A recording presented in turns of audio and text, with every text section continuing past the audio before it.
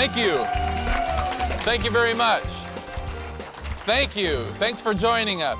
You know, although it's important for every company to focus on their bottom line, what happens when we focus more on our revenue and that focus surpasses our interest in people? Well, in some industries, it can lead to severe injury or even death. And today on the show, we're going to be talking with somebody that knows all about this. We're going to be talking with doctor and author of the highly anticipated book, A Physician's Apology. Dr. Tom Schneider's here on the show. Controversial book. We're also joined by our lovely co-host today, the one and only Mary Kay is back with us. Stick around, we'll be right back. We have an amazing show.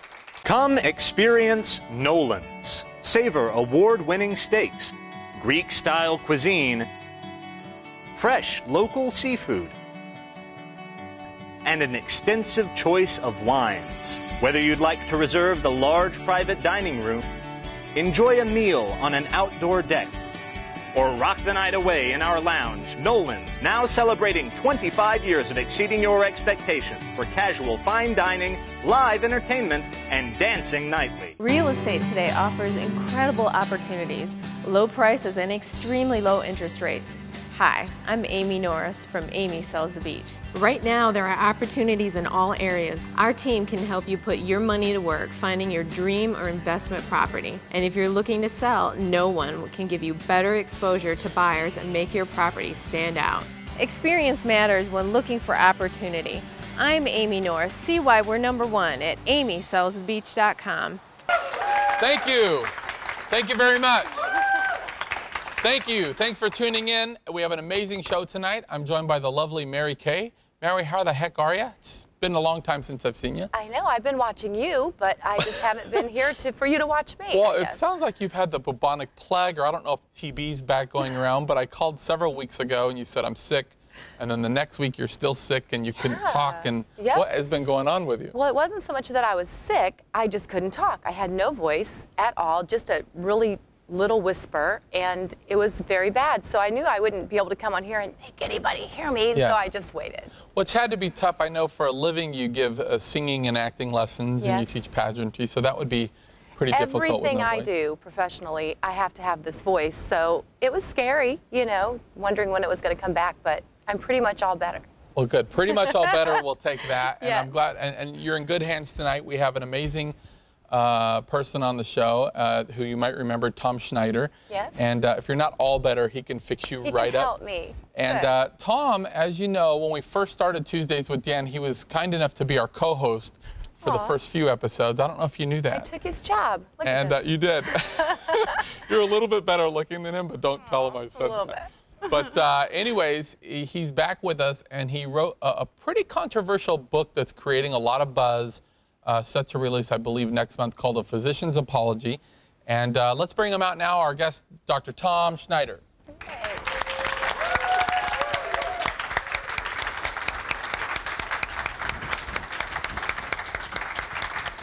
Hello. How are you? I got some low back pain. Great to see you again, Tom. Nice to see you, Dan. I love the Glen plaid. It's so hard to find that. It's impossible. I sell them out of my house, though. If anybody's interested. You're not busy enough, so I got the Glen plaid. Yeah, my daughter's making them, so it's good. It's great to be here. Hey, great to have you back. It's been a long time since you've joined us on the show. I know you're very busy, and we've talked many times. I remember when we first started talking, the book was just kind of in the vision stage, and I was involved with some of those discussions. We were kind of deciding, like, is this pushing it a little too much? Is this kind of maybe we got to tame it back a little bit? And you said, you know what? I'm just going to shoot it straight. And I want to get to the book in a minute, but first of all, tell our viewers out there a little bit about your background and how you decided to get into medicine. Okay. I was born in Bali. And I was primarily a whaler for the first 12 years. No, that's not me. That's not me. That's not me. Oh, other guy. No, that's another guy. Good guy, but another guy. Yeah.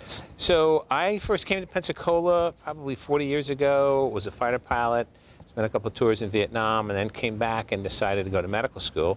So I stayed in the Navy, and I went to Georgetown Medical School and then did a number of different residencies. So rather than I wanted to be a pediatrician all my life, and that's what you do. I wanted to be a lot of things, so I just did a lot of things. You did 4 or 5 residencies, I did 5 residencies. Mm-hmm. Yeah. So a surgeon was one? Surgeon, head and neck cancer surgeon, I did. Took my boards in family practice. I did pain management as a fellowship. I did regenerative, or what's now called wellness. I don't know what that means. I mean, you go to Publix and there's like wellness oranges, so wellness is used everywhere. But preventive medicine is really what we're dealing with. And then recently bariatrics, which is weight loss, and the physiology, not the come on in, here's your pill, run, run, run. This is the science behind weight loss. Well, and I know we've talked about it a little bit. I know that a dear friend of yours, Suzanne Summers, put out a very successful book in weight loss and also bioidentical hormones, which I know that you're a firm believer in. Mm-hmm. I am. Particularly the bioidentical hormones, because they're very controversial with the established medical community, of which I am one.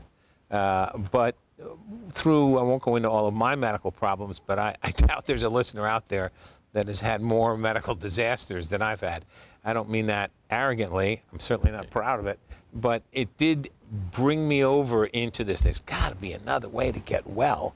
1, to prevent any more illnesses. And 2, is there a way to manage a particular illness that isn't necessarily pharmaceutical? So when I had bypass, heart disease, atrial fibrillation, I was on enough medicines to be crawling on this floor. I mean, fatigue, impotence, confusion. So there had to be another way. And that's essentially what happened. I met a number of physicians in California back in 1994, and we started forming this conglomerate. Now who knows what it is, because everybody's wellness. But we deal with the science of it. So if you go online and you find out that gorilla notion is a great lotion, is it? Well, we're the ones that can be substantiated. Yeah, we're the ones that say, right, it's got a nice name, but no. No documentation. Right. Well, and I know that, as we mentioned, you know, you are Georgetown educated. You've spoken at Harvard, including all the other big schools. Mm-hmm. And I know that when you would start your seminars, you would actually say, who in the audience has had congenital heart failure, had this, and the group gets smaller and smaller and smaller. By the time you name them all, you say, who's had all those things? Well, there's one person in the room. Oh, we have one, and everybody's kind of looking around, and you say, it was me. Right. So firsthand, you've had all these problems, and that kind of led you to saying, hey, there's got to be a better way than being on 23 or 50 medications. Correct. I met a lady recently, she was on 49 medications. And that's transitioned into, we don't want people on 49 supplements. Right. Patients come to me all the time and they say, I'm on oil of newt and green seed weed, what do you think? And I go, I have no clue, because there's no evidence for it. So we deal only with those supplements, those nutritional aspects of living that have been shown to be effective.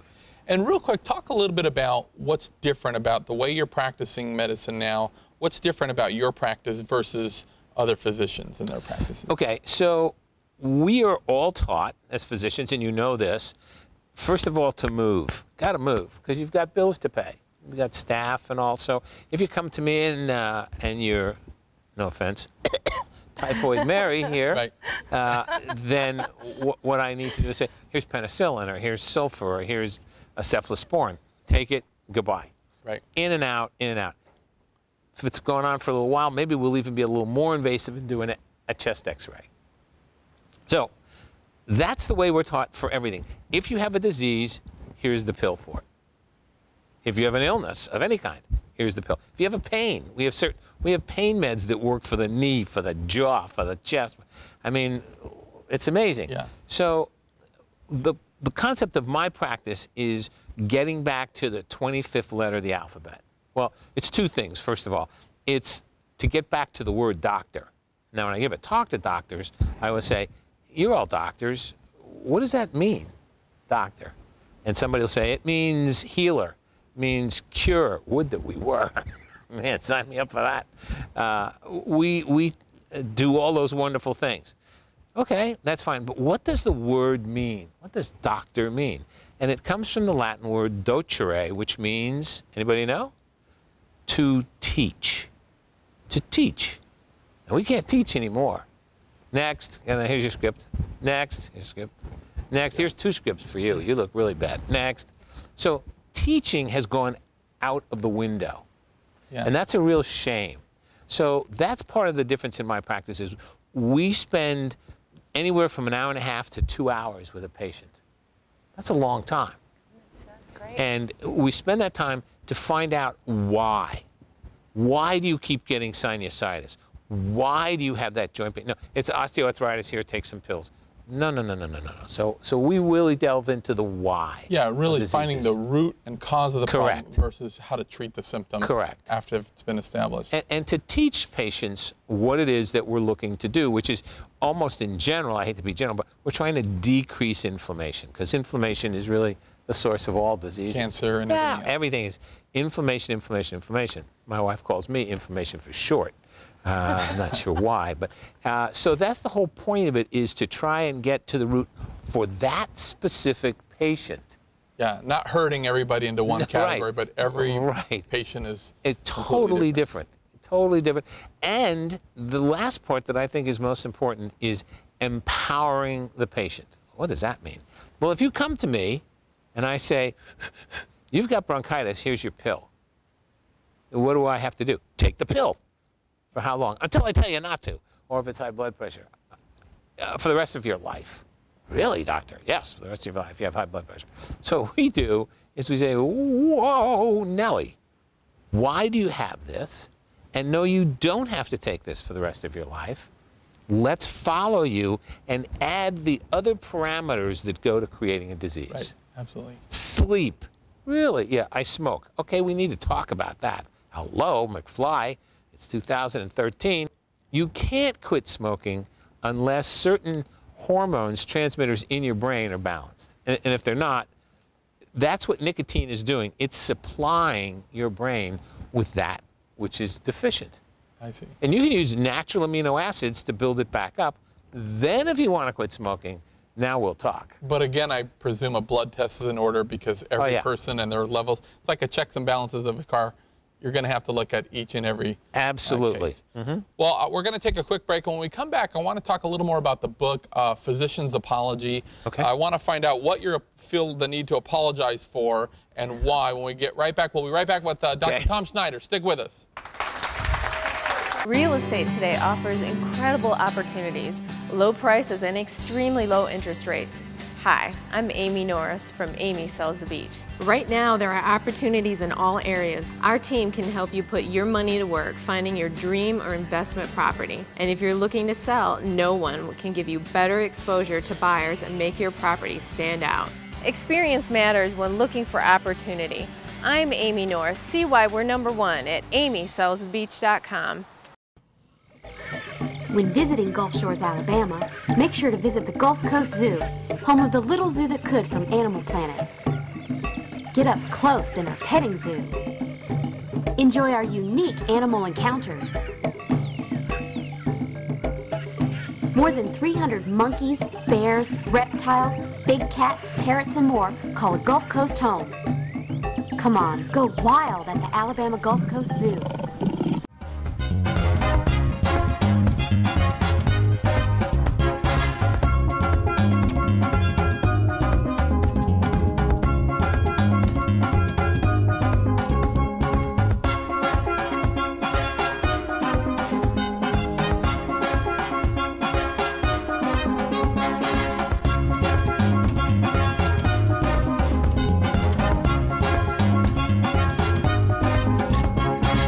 Come experience Nolan's. Savor award-winning steaks, Greek-style cuisine, fresh local seafood, and an extensive choice of wines. Whether you'd like to reserve the large private dining room, enjoy a meal on an outdoor deck, or rock the night away in our lounge, Nolan's, now celebrating 25 years of exceeding your expectations for casual fine dining, live entertainment, and dancing nightly. Thank you.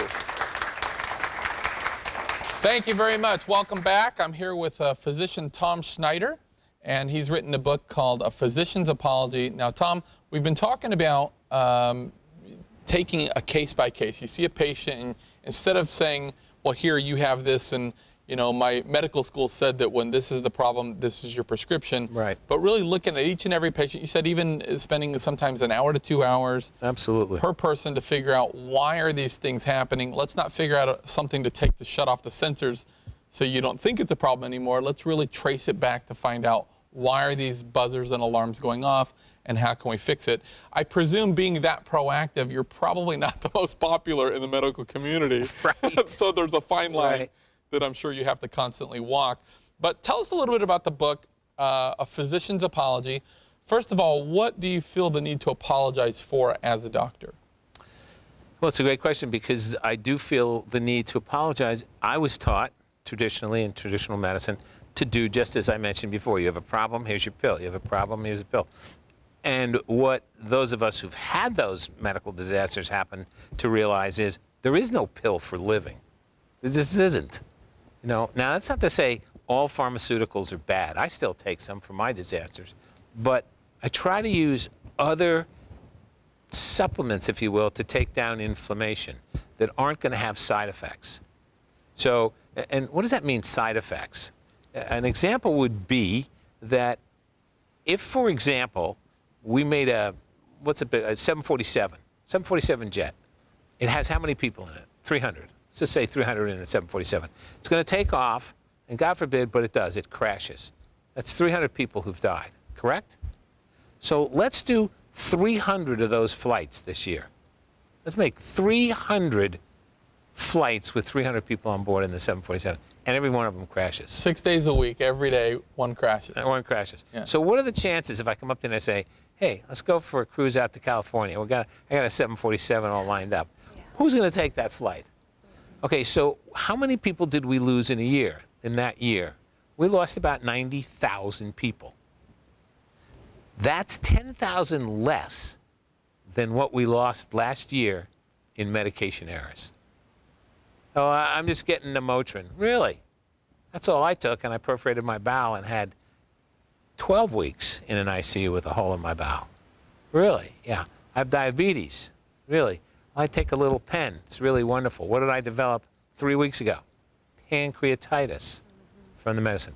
So what I'm telling you is not to scare you. It's just to say medication, the difference between a medication and a poison is what? The dose. That's the only difference. Right. So it's very important that the purpose of my book is to simply say, one, you're responsible. You've got to get out of this mindset that the doctor is going to take care of you. All doctors are good people. There, I've said it. They're all kind, they're all meaningful, they're all great. However, they're busy. Most of the time, it's difficult for them to stay current.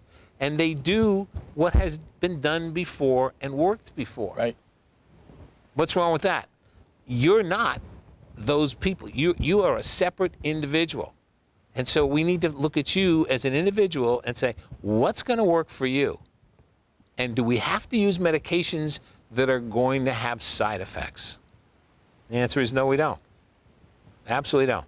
Well, and I know that we talked, and you had said that you likened it kind of to a pilot taking off. Yeah. And I know that you were a pilot during Vietnam. Yep. And you flew the big planes. And when you first start flying, and I didn't really get this until recently, a buddy took me up in the air, and there's so many gauges. You know, you have this checklist that you're going off of, and the adrenaline and every little thing is checked. But I presume once you've been up 300-400 times, you know, it's just like you start cutting corners, and you start. Exactly. You're not following the procedure the way you were. Exactly right. And that's precisely what happens in medicine, is especially in a small town. It's very difficult to stay current. My last venture 3 weeks ago, I went to the emergency room, and I walked in and at 4:30 in the morning and said, I think I have pancreatitis. Can we draw some blood? And they didn't know who I was, and I don't want them to know. But they were very intimidated. They were like, we'll make the decision, sir, as to what blood work you need. Okay, don't want to get you upset. They absolutely don't want you to get upset. And so they went through a whole bunch of procedures to find out and say, yep, here's pancreatitis. And they sent me home. Now, pancreatitis is not like a cold. You die from pancreatitis. And I was drugged up, tons of drugs that I could not see straight. My poor wife is carrying me out to the car. So the question is always now, who's responsible? And the answer is me. Had I not been so drugged, I could have been a little more violent and said, you think this is worth staying in the hospital overnight? You know, just a thought. Or do you want me to drive home? How about that? You know, so that craziness of not feeling what the patient feels. You know, a patient comes to me and he's had bypass surgery, heart surgery. He comes to me and he says, well, I still get some tightness in my chest. They want to know about the tightness in the chest and the pain. I say to them, are you intimate with your wife yet? Or is that scary? I'll tell you the truth, Doc, it's pretty scary. Yeah, I know. Been there, done that. It's very scary. So how are we going to get through that? So that's the kind of, you want a totalitarian picture, a symphony as to what's going on in the patient's mind and going on medically. Well, and I know, too, a big problem that I've seen is there's so much, not only misinformation, but there's information out there that really supports both sides. I mean, you read this book and it's saying, you know, don't eat carbs or don't eat any meat's bad, you know, or even basic healthcare things that you can do proactively. Here's what you can do. This book says the exact opposite. So how do you know what to follow? I mean, there's so much misinformation. And that's where we are. We're right on top of that wave on a surfboard, and we're either going to ride it into the shore or we're going to fall off. I mean, that's the spot we're in medicine right now. So my book talks about all of those aspects that we have been frightened by. Right. And I say frightened because it really is not a conspiracy, it's just a fact. So who here would say fruits aren't good for you? Oh my gosh, no, Doctor, they're great. They're wonderful, they're fantastic. Oh my gosh, they're fantastic. 5 fruits a day. Apple in the morning, pear at snack, grapes at lunch, banana midday, and watermelon at night. Sounds great, I just did what the government told me to do. Now, I'm a diabetic. Fruits are sugar. My sugar the next day needs to be under 99. That's the score. But if I ate that regimen of fruits, healthy, good vitamins, all that good stuff, it would be 496. Well, so I want to lose weight, Dr. Schneider. Really, what do you like? I eat bananas, I eat apples, I eat all the healthy stuff. Great. You cannot lose weight pouring in pure sugar. It's not going to happen. Even if it's coming from a source. Doesn't matter. Yeah, it's still sugar. Mm-hmm. So those are the things that the book hopefully tries to deal with. And cholesterol is a big fact. You know, cholesterol, there's nobody in the United States that doesn't think Osama bin Laden, cholesterol. They're kind of neck and neck. Which one is worse? All right? Cholesterol you make in your liver. You make it. So you don't make snake oil. You don't make cyanide. You don't make poisons. You make cholesterol. Yeah. And that cholesterol is not the stuff that goes to your big artery and forms a big plaque. You've seen them on television. Remember those arteries? That big yellow plaque? Little space in between. Woo, little blood going through. I need a statin. I need some kind of a statin to get rid of that cholesterol. No, you don't. That's not the cholesterol we're talking about. So cholesterol is not bad, but we're sold it. If I take you to the grocery store right now and I say, who wants the low cholesterol bread? Oh, me. I want cholesterol bread. I want low cholesterol bread. How about me? I'll take the regular bread. Yeah. So one thing doesn't fit all. And, you know, I'm glad you're mentioning this because I've had, as you know, we've talked a few times, I follow a pretty strict regimen.